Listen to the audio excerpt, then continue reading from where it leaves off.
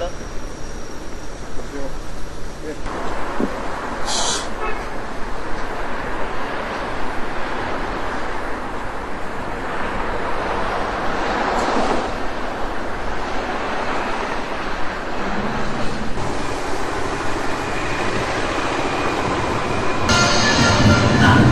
자랑스러운 태극기야.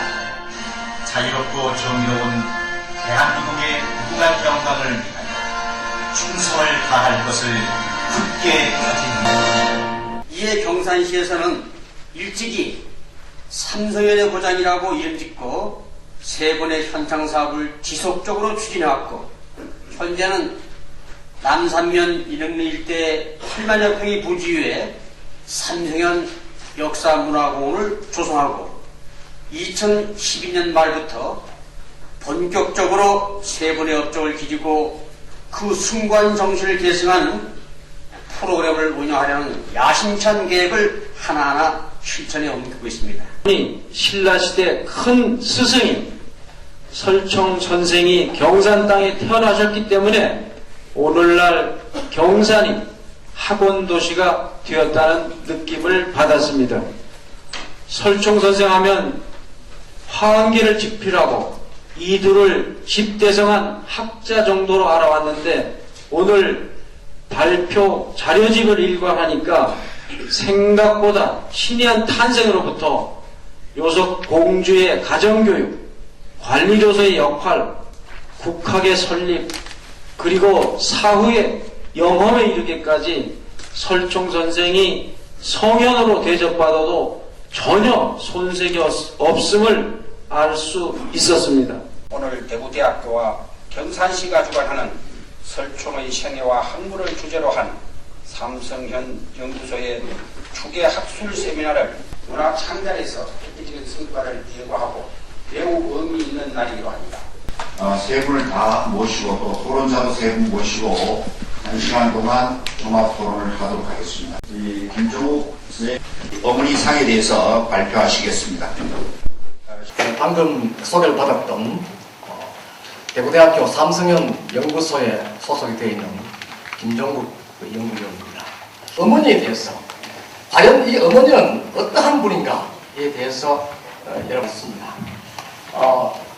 그 연구 결과에서 지금 학계에 발표도 하였고, 제가 쓴 논문은 그동안 여러 가지 삼성연 중에 한국에서 설총 선생의 어머니에 대해서, 그러면 고전에 이 설총이라는 사람의 어머니, 이 어머니는 설총을 어떻게 해서 한국에서 그런 인물로서 이 세간에 알려져 있고, 또 인물로서 이 세간에 알려져 있고, 또 그러한 인물이기 때문에 역사의 속에 가려울 정도는 비련의 여주인공이 됐다는 것입니다.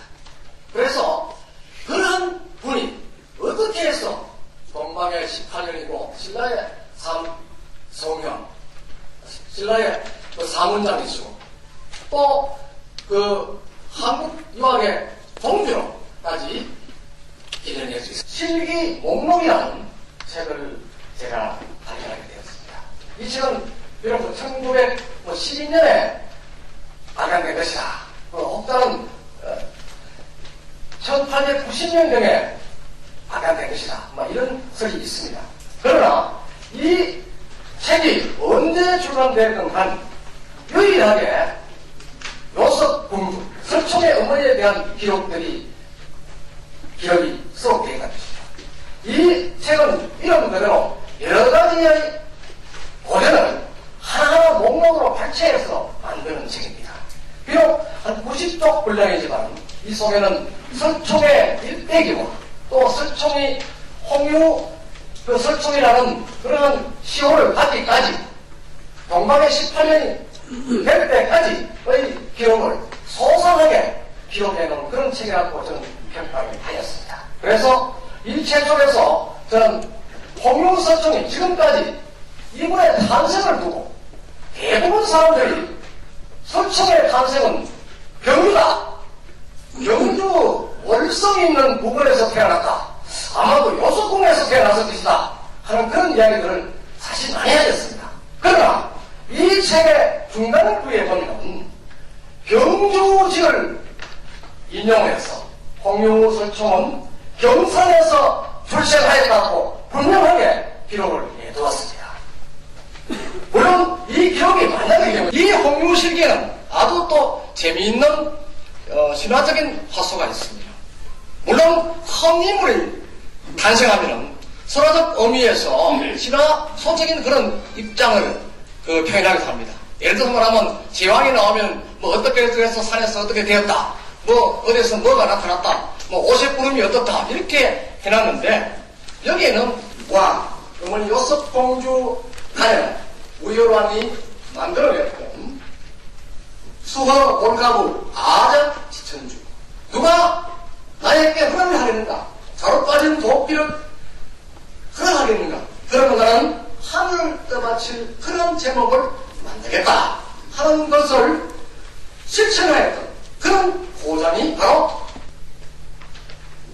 태어난 그 생가 주변의 마을의 도움을 받고 또 가까운 인근의 사찰의 도움을 받아서 설청을 어린 시절에 그곳에서 보내게 했다. 지방 구절은 이 설청이 잠깐 머물던 곳 중에서 경산 지역을 어디냐 하면은 보탬을 준다는 것이죠.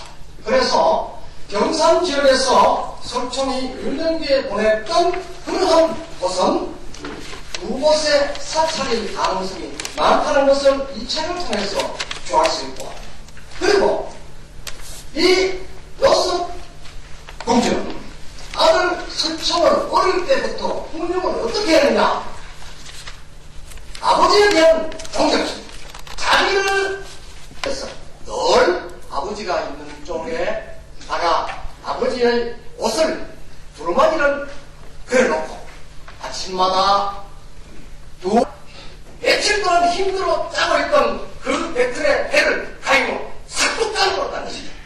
그러니까 그 아들이 깜짝 놀라면서 어머니 도대체 이게 무슨 일이십니까? 라고 이야기하니까 서라고서 유명한 분입니다.